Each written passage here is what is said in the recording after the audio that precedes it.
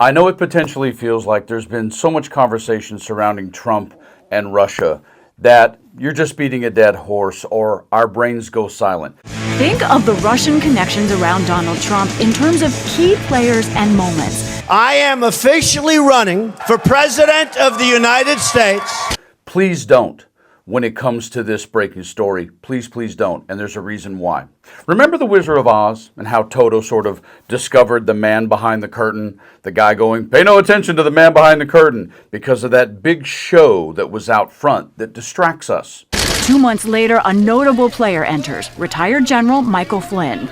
That's a lot of what's occurred in the last 8-9 years when it comes to it's a witch hunt and the Russia hoax and all of the trials and all of the impeachments and James Comey and all of this stuff. But if you ever wondered, how in the world does a major superpower like the United States actually get compromised? It's because it comes in the back door quietly.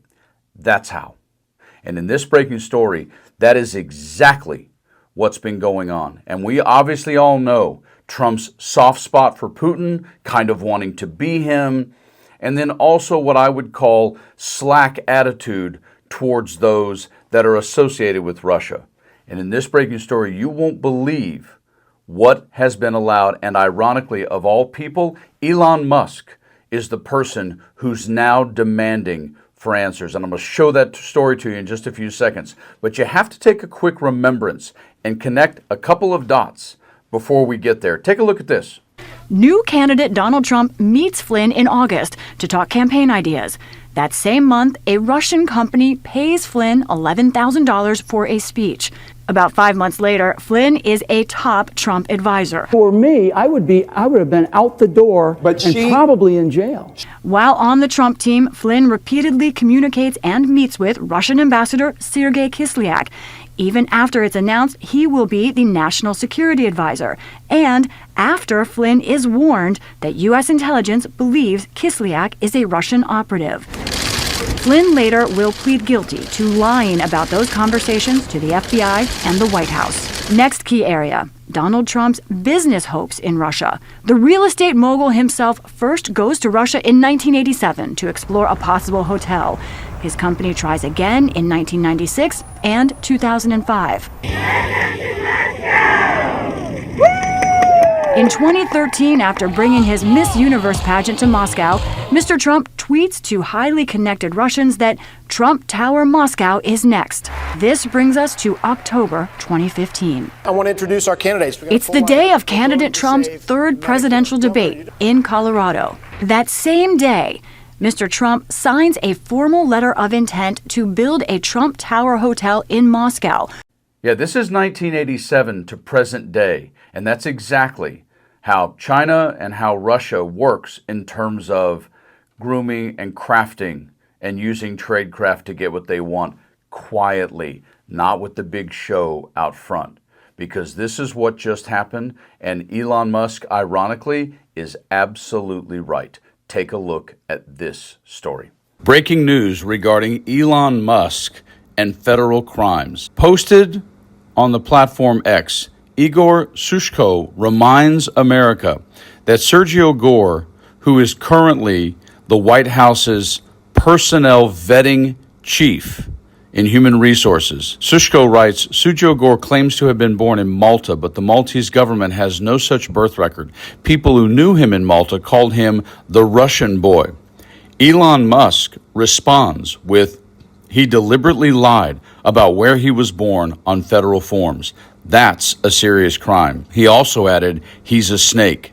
Let us be clear that what Elon Musk is doing is calling for his federal arrest, because under 18 U.S.C. Code 1001 makes it a felony crime to make a false statement to an agent of the government related to a federal matter, also known as your application to be a federal employee, which Sergio Gore currently is and was never vetted by Trump's White House. Yeah, that is a federal crime.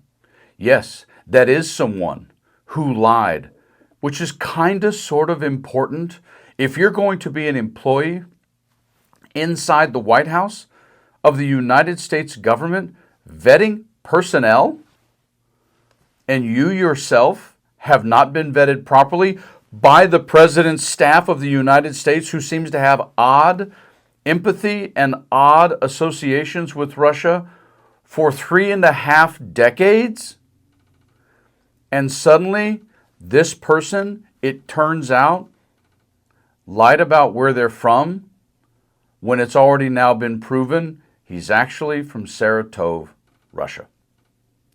These are the kinds of things that happen behind the scenes that don't get front page media news when Trump's off being the idiot he's being, playing golf when dead soldiers come home, or having his son go use tariffs against Vietnam so they can get a new hotel contract, and oh my gosh, or I'm going to make a meme coin or a Trump gold phone or whatever it may be.